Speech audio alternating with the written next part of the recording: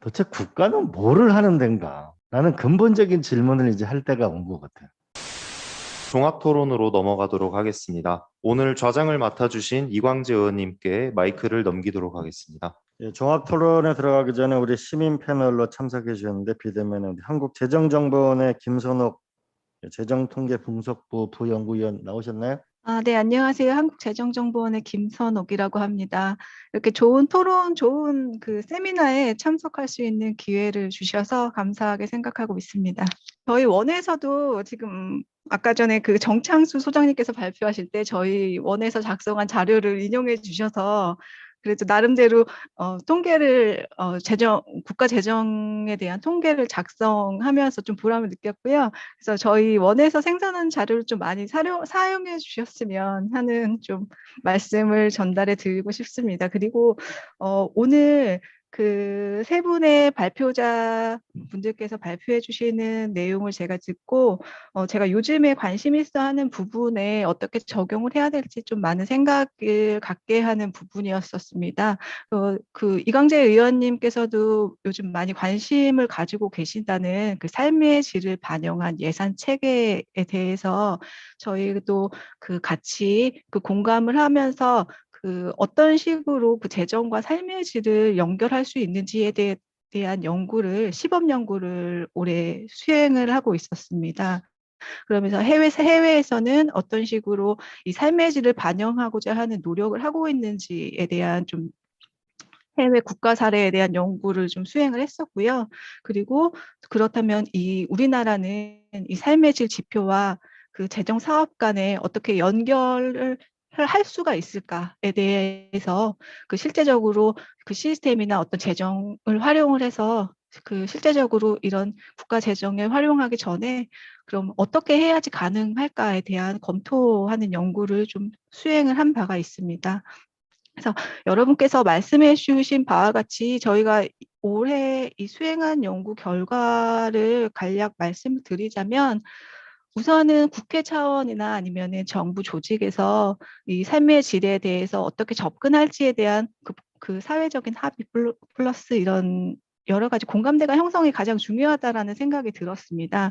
그래서 저희는 한 기관에 소속된 연구자로서 그냥 개인적인 입장에서 이런 연구를 추진하였지만 그 우리 사회가 보고자 하는 삶의 질이 어떤 것인지 이런 주관적인 삶의 질을 객관적인 이 숫자 예산 투입으로 나타나는 그 재정 사업 중에서 어떠한 삶의 질을 높이고자 하는지가 좀 명확하게 좀 사회적인 합의가 이루어졌으면 하는 바람이 있었습니다. 그래서 여러 세 분께서 말씀해 주셨던 그 지방 재정 과의 연계에도 좀 고려할 필요가 있을 것 같고요. 또한 그 삶의 질을 반영한 예산 체계, 우리가 좀 선진국형의 예산 체계가 되기 위해서는 앞에서 말씀해 주신 그 류철 교수님이나 아니면은 박정수 교수님께서 말씀해 주신 바와 같이 어떤 그 지금의 현재의 재정 제도와 함께 여러 가지 삶의 질에 대한 고려가 좀 선행되어야 할 것 같다라는 생각이 들었습니다. 그래서 이상 오늘 이 세 분의 발표자 분들께서 말씀해 주신 내용에 대해서 제가 느낀 소감을 말씀드렸습니다. 감사합니다. 네, 감사합니다. 오늘 좋은 말씀을 해주셨는데 이걸 제가 일일이 다 정리하기 쉽지 않은데, 그러니까 첫 번째로는 우리 박정수 교수님 때가 왔다. 정부와 개인 부채가 커지고 있고 저출산 고령화가 되고 있고 또 하나는 아마 이 주택 문제 때문에 국민들이 이렇게 고통스러워하고 이 돌봄 문제 때문에 결국은 저출생 문제 이런 것 때문에 이 국가 재정에 대해서 이미 600조를 넘어가기 때문에 때가 왔다. 예. 두 번째로는 바꿔야 되는데 이게 우리 김광묵 센터장님이 이 개발 독재 시절의 선진국형으로 전환될 필요가 있겠다.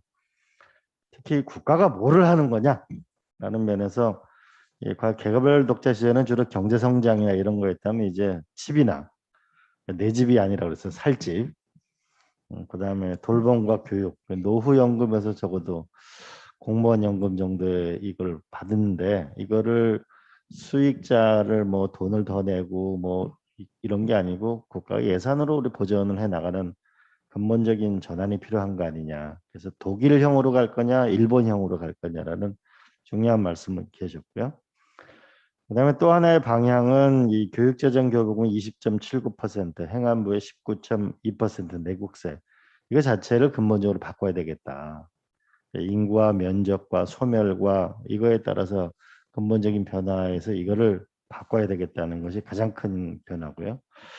또 하나 우리 정창수 우리 소장님의 돈도 많다. 돈이 없다고 하지만 실제로 우리가 그 지방에서 지금 세계인력에서 남는 부분이 대략 60조쯤 된다는 점, 그다음에 기금에서는 229조쯤 된다는 거, 그다음에 공공기관에서 특히 이게 700조 정도 되는데 중앙정부에서 100조 주는데 그러면 600조 정도 거의 국가 예산만큼이 공공기관에 쓰여지는데 사실 이게 거의 통제가 안 되고 있거든요. 점점 더 지금 이 공공기관이 늘어나고 있는데 그래서 일반하게 특별하게 기금, 중앙, 지방, 공공기관 이게 너무 복잡해서 사실 볼 수가 없어요. 그래서 이거를 단순화하고 이거를 그 체계화할 필요가 있고 이걸 더구나 칸막이 자체를 없애는 것이 굉장히 중요하다는 말씀이었습니다.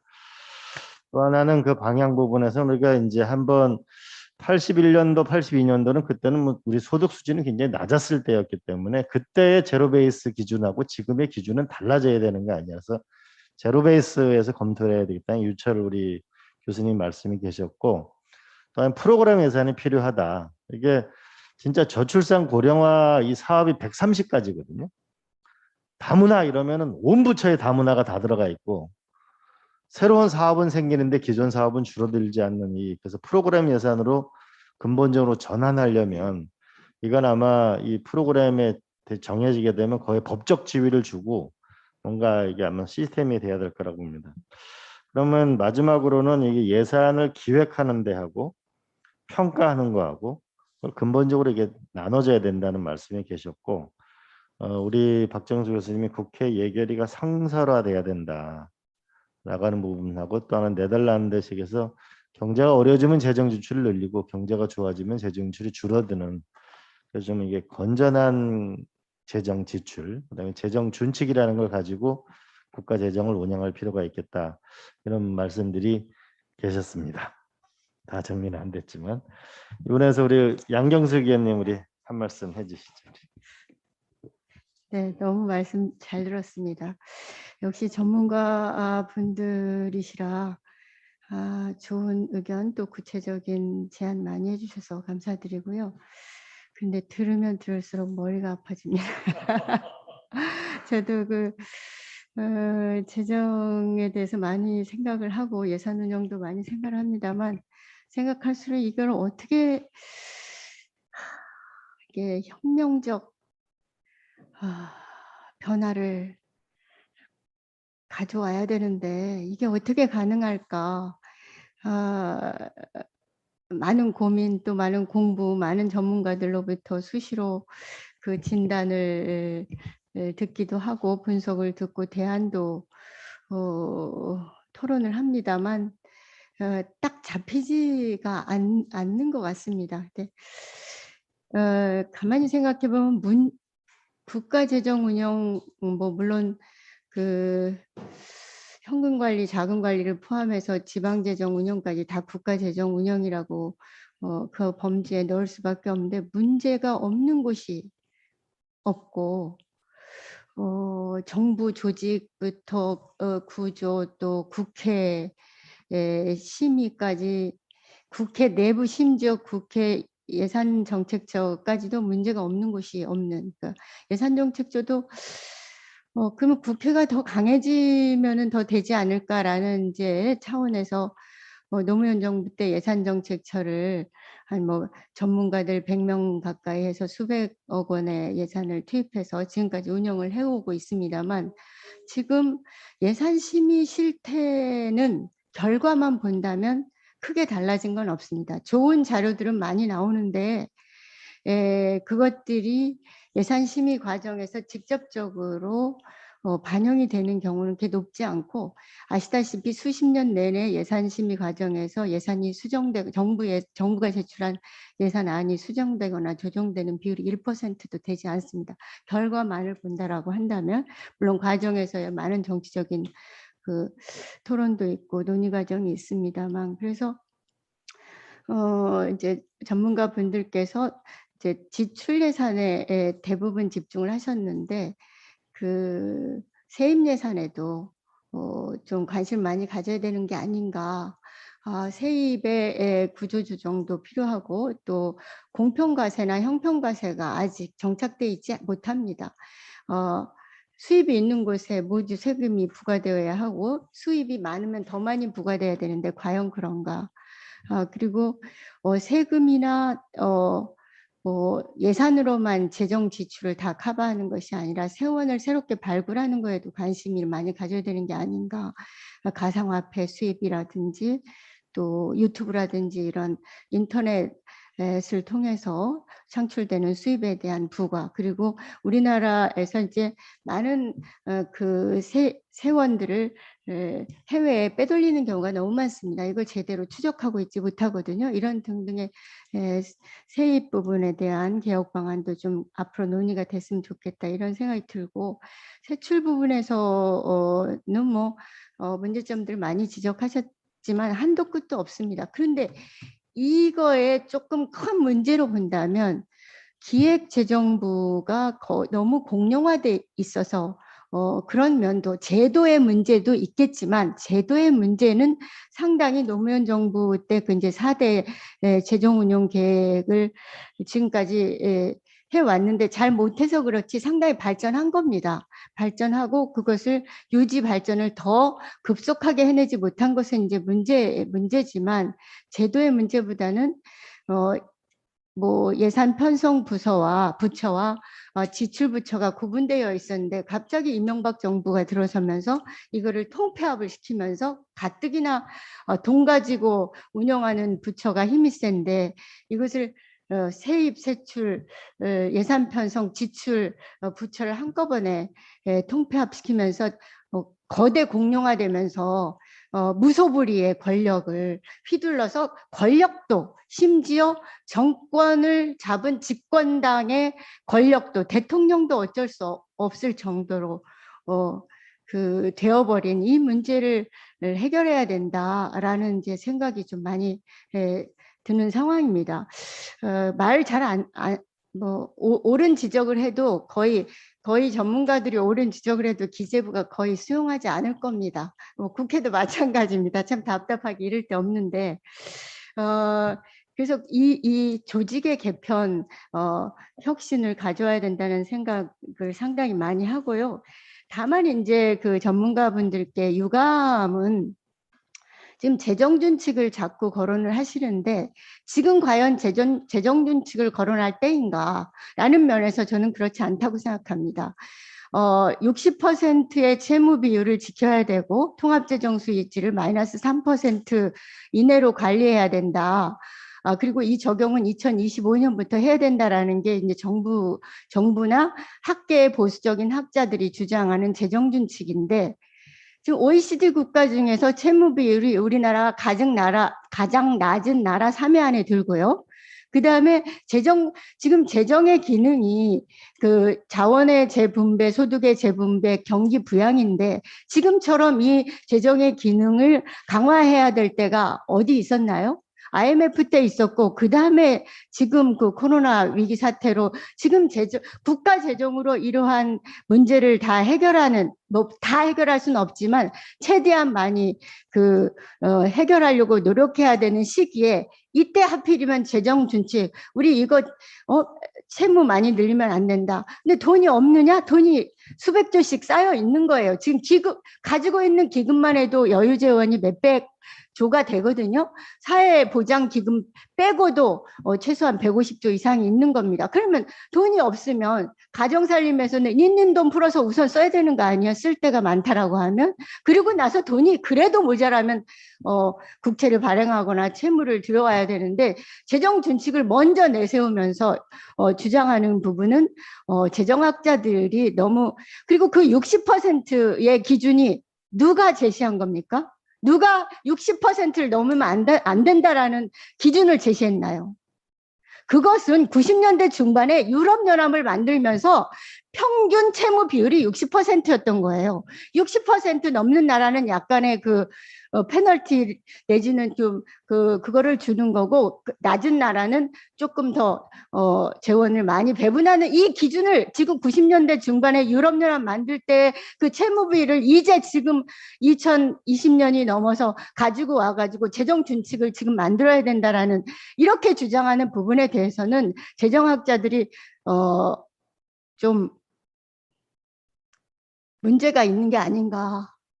재정학자들이 굉장히 더 객관적이고 더 천착하고 더 심도 있게 연구해 주셨으면 좋겠다, 이런 생각이 들었습니다. 아무튼 너무나 고귀한 의견들, 좋은 구체적인 대안들 말씀 잘 들었습니다. 고맙습니다. 네, 우리 양경숙 의원님이 열변을 토해주셨습니다. 우리 김성주 의원님. 예, 아주 뭐 소중한 말씀들 덕분에 좀 잘 들었습니다. 저는 뭐 질문이 좀 있긴 한데 따로 한번 기회가 있으면 그 발제나 토론하시는 분들한테 따로 한번 질문하도록 하고요. 간단하게 느낌만 말씀드리겠습니다. 오늘 주로 그 지출 구조 조정에 대한 말씀들이 좀 많으셨고요. 이거를 좀 제로 베이스에서 좀 검토해야 된다. 요거에 대해서 저희 전적으로 좀 공감합니다.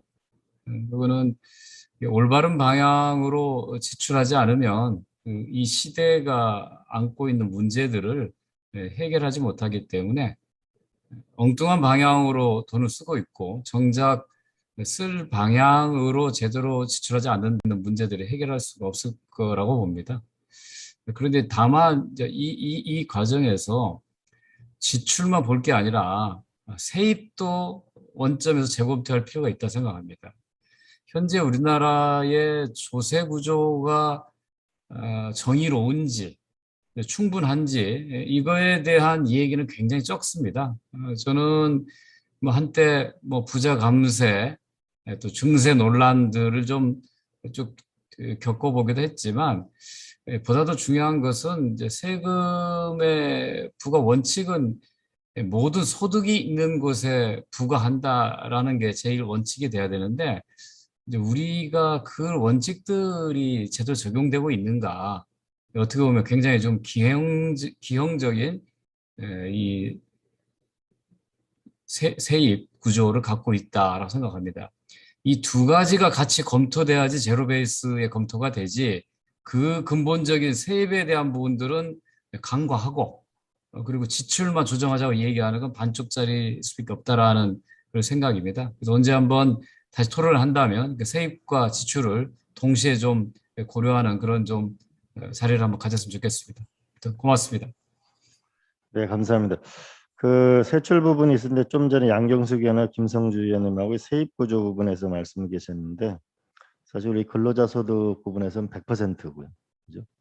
자영업자도 100%는 거의 되는데 우리가 고소득 자영업자는 한 55%. 그런데 부동산 관련된 세금은 근로소득 부분 큰 세입 부분에 한 말씀이 계셨고요. 저는 공용기재부에 대해서는 이거는 분명하게 우리가 한번 짚고 넘어가야 될 것 같고, 또 하나 빠진 게 있다면은 실제로 600조 예산인데 사실 금융자산이 움직이는 건 1년에 8천조가 움직이는데 국민연금 뭐 가끔 그것도 한 2천조쯤 가지고 있는데 그것과 같이 이 정책적 효과를 높이는 것도 같이 검토를 했으면 좋겠습니다. 마지막으로 우리 이제 정창수 소장님부터 이게 이제 수도 없이 우리가 토론을 했는데 이제 다 좀 있으면 차기 정부가 들었을 텐데 어떤 전략을 쓰면 또는 이거는 꼭 해결을 해야 되겠다 아니면 이런 전략을 써야 이게 효과적인 길에 도달하는 거 아닐까, 이런 걸로 한 말씀씩 해주신다면 우리 정창수 소장님. 아까 제일 처음에도 말씀드렸지만 이 정보가 중요하기 때문에 현황 파악을 위해서는 정확한 팩트가 이제 확인이 돼야 되기 때문에 그런 부분에 대한 정비가 우선 돼야 되고요, 일상적으로. 그리고 또 하나는 지금 결국은 이제 총괄 기능을 강화시키면 톱다운 제도 이렇게 가는 건데요. 아마 이번에는 좀 정교하게 이 실링을 나눠주는 정도의 톱다운이 아니라 그 양 조절도 중요하지만 질적인 부분에서 예를 들어 꼭 이 부분은 지켜야 하는, 왜냐하면 부서마다 톱다운을 할당했을 때 약한 곳이 항상 밀리게 돼 있습니다. 뭐 신재생 에너지든 뭐든 이런 부분들. 그래서 그런 부분들에 대해서 좀 정교한 톱다운 시스템을 좀 구상할 필요가 있겠다. 그래서 그 부서 분야 내에서도 혁신이 이루어질 수 있게끔 하는 그런 게 필요하지 않을까라는 생각입니다. 네. 네, 우리 이재용 교수님. 이게 복잡한 이야기입니다만은 저는 이제 그 재정 쪽으로 보면 오늘도 뭐 나왔는데요. 너무 복잡하고 전문적이다 이럴 때는요. 답은 딱 한 가지입니다. 단순화시키면 됩니다. 구조를 딱 바꾸면 되는데요. 예를 들면 기초연금 때문에 뭐 중앙 지방 다 문제가 되는데요. 기초연금 국민연금하고 통합운영해서 국가 사무로 딱 전환하면 지방 재정에서 복지 예산 자체가 디폴트로 줄어듭니다. 그러면 지방 재정에서 복지 때문에 지방 예산이 안 가졌다 이런 이야기 절대 안 나오게 되어 있습니다.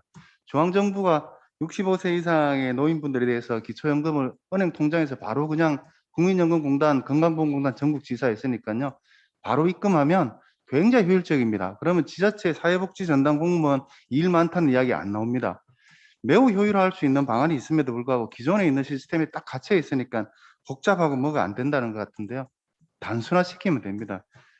그리고 또 하나 이제 아까도 세임 이야기 나왔는데 제가 어디 가서 가끔 이제 말씀드린 건데 자꾸 조세에 한정만 돼 있어요. 이게 너무 집착을 하시는 것 같은데요. 지금 이제 그 정부가 하고 있는 것도 보면은 돌봄 국가 책임자 하겠다. 돌봄이라는 거는요, 이거는 조세 이전의 조세의 문제가 아니고 사회 공동체의 문제이기 때문에 이런 형태의 문제 대응은 항상 사회보험으로 합니다. 국민 건강보험이나 국민연금처럼요.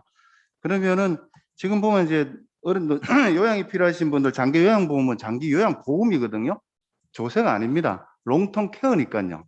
결국 돌봄은 사회보험으로 가면 사회서비스 보험 이런 이야기로 이제 그럼 국민연금, 건강보험, 사회서비스 보험, 그럼 건강, 소득, 건강, 생활 이렇게 딱 그 공동체의 재원 동원 체계가 되기 때문에 우리는 새로운 문제에 대해서 새로운 답들을 찾아야 되는데 자꾸 기존에 있는 답은 수단을 가지고 집착하다 보니까 더 일이 꼬이는 거 아니냐 그렇게 해서 좀 단순화시키고 새로운 대안 찾기 이쪽에 집중을 하면 저희는 뭐 어렵지만 충분히 답을 찾을 수 있다 저는 그렇게 생각하고 있습니다. 네, 이재용 교수님 말씀은 나중에 한 번 더 우리가 들어봐야 될 것 같네요. 우리 유철. 네, 저는 발제했던 거랑 연계돼서 말씀을 드리겠습니다. 차기 정부가 되면 차기 정부에서 가장 중요시하는 이 아젠다들이 있을 거고요. 그 아젠다에 대해서 가장 핵심적인 것들이 어떤 건가, 예를 들면 주거나 뭐 교육이나 연금이나 안전과 같은 이런 핵심적인 이 아젠다를 설정하고 그것들을 이 주요 지표로 만들어서 이 전략적으로 잘 관리를 해야 된다고 생각합니다. 그리고 이 전략적인 관리를 하기 위해서는 정책 목표와 사업과 내역이 쭉 연결되도록 아까 말씀드렸던 것처럼 프로그램 예산 제도가 효율적으로 작동이 돼야 된다고 생각합니다. 네, 우리 김광복 센터장님. 지금 이제 선거가 다가오고 있는데요. 우리나라는요 약속을 안 합니다. 저는 대통령 대권 후보들, 대선 후보들이 앞으로 어떤 나라를 만들겠다고 쉽게 수치로서 수치 있으면 좋겠죠. 약속을 해야 된다고 생각해요. 주거복지는 어떻게 하겠다, 뭘 어떻게 했다. 그래야지 실패를 하든 어쨌든 간에 지속적인 목표 추진이 가능하거든요. 우리나라는요 국가 목표를 제시를 안 해요.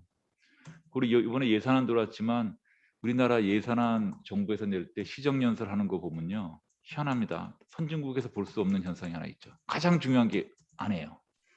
성장률을 얼마나 높이겠다. 이 예산이 들어오면 또 국가의 실업률을 얼마나 낮추겠다. 최고 지도자가 얘기가 없어요. 대독하는 사람도 마찬가지고요.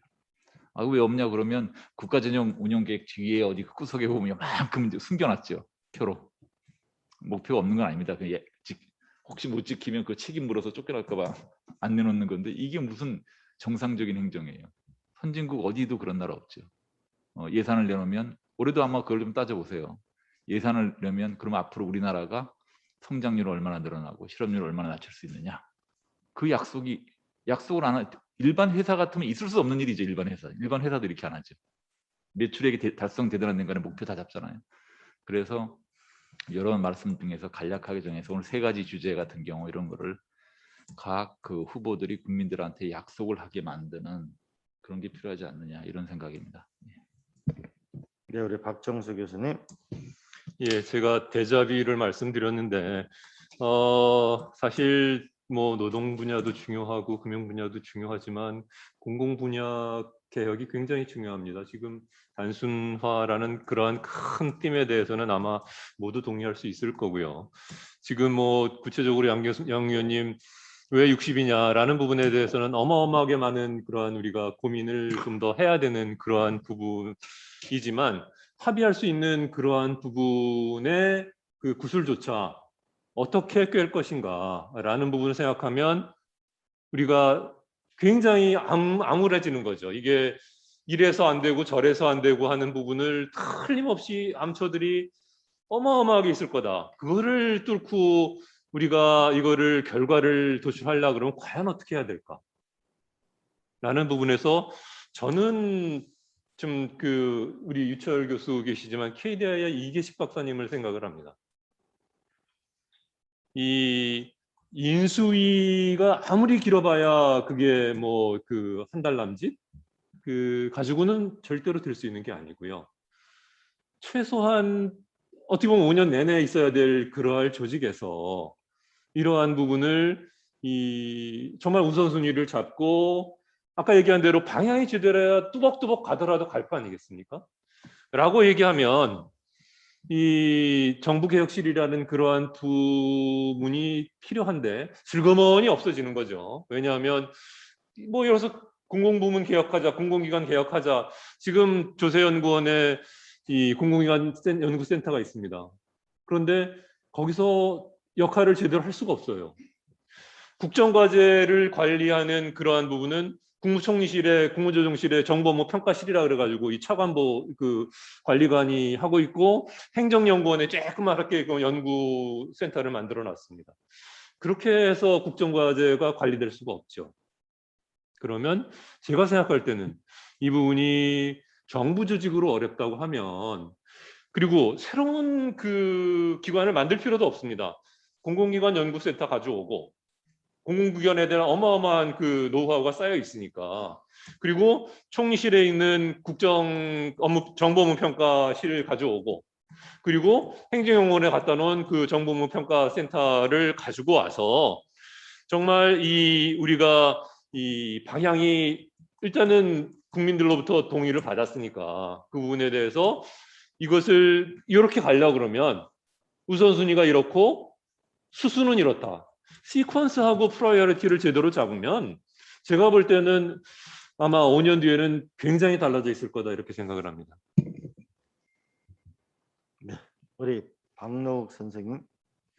네, 예, 뭐 크게 두 가지만 말씀드리면 첫 번째는 예, 아까도 말씀드렸듯이 이제 그 예산 과정의 가버넌스가 사실은 지금 합의가 없는 상태로 되어 있기 때문에 예, 새로운 정부가 들어섰을 때는 이제 아까 우리 양 의원님께서도 이제 문제 제기해 주셨던 부분도 있고 그래서 우리 재정정책 기조에 대한 좀 합의를 할 수 있는 한번 좀 논의가 제대로 있어서 정부가 시작될 때 뭐 처음엔 바로 할 수 없겠지만 뭐 몇 개월 내에는 적어도 이제 그 재정의 총량에 대해서는 우리가 중기적인 목표는 이런 거다라고 하는 게 이제 좀 뭐 여야 할 거 없이 우리 국가 전체 차원에서 좀 합의가 되어서 좀 제시될 수 있고 그게 필요할 것 같고요. 그다음에 여기엔 당연히 이제 그 사회보험 관련 누구나 아는 이제 지속 불가능한 사회보험에 관련 어려운 개혁에 그거에 대한 것도 어젠다도 빨리 시작을 해야 될 것 같습니다. 그래야지만 미래 세대에 대한 우리 재정에 대한 이야기가 될 수 있을 것 같고요. 두 번째는 이제 앞에 해주신 것들하고 약간 반복은 되는데 그 어느 정부나 사실은 우리나라뿐만 아니고 어느 정부나 정부 자체에 사실 매니지먼트 기능이 없다고 다 이야기를 합니다. 경영 기능이 없거든요. 다들 법 만드시고 사업 만드시고 끝나는 거지.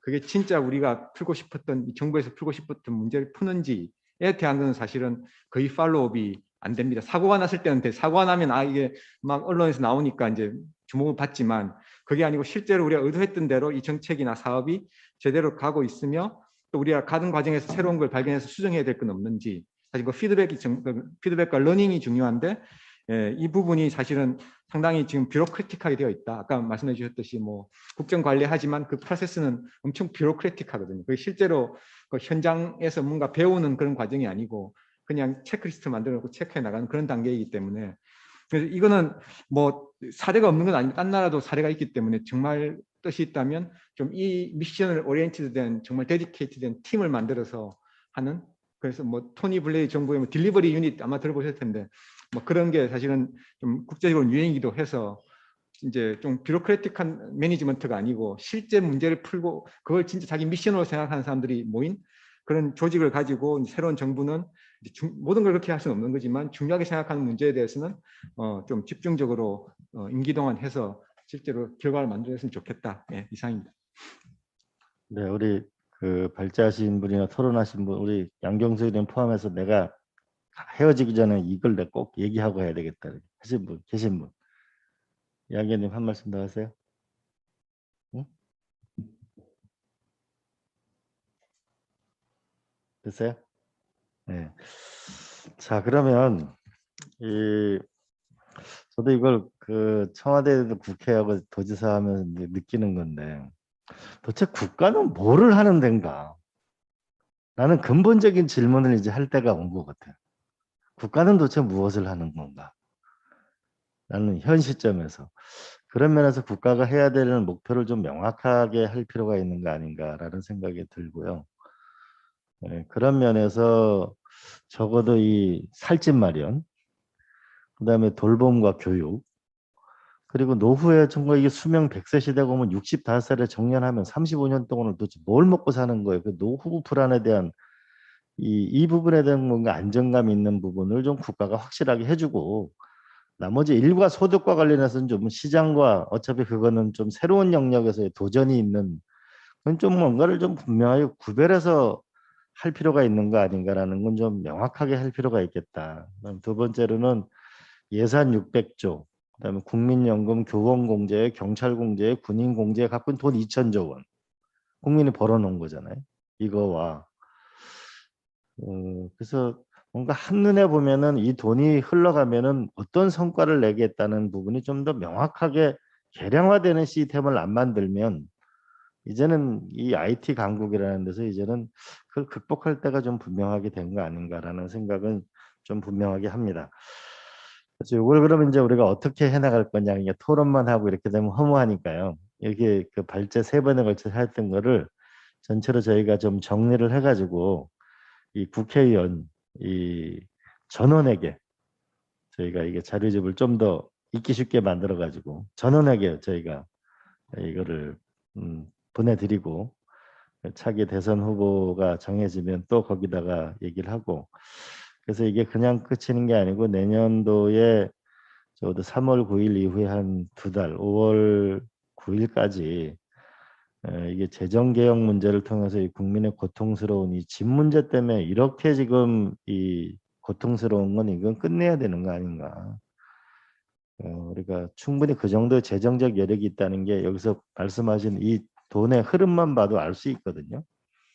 그래서 우리가 살집 마련, 내 집 마련이 아니고 그 돌봄과 교육, 노후연금 이 3가지는 좀 분명한 지표를, 목표를 가지고 한번 돌파를 해봤으면 좋겠고요. 저희가 말씀해 주신 것들은 정리를 해가지고 우리가 여야 국회의원 모두에게 정리를 해서 저희가 또 배포를 하고, 또 다른 또 토론회는 우리 양경숙 의원님께서 우리 김성지 의원님하고 이렇게 좀 우리가 또 이끌어 나가도록 하겠습니다. 수고하셨습니다. 박수로 마치도록 하겠습니다.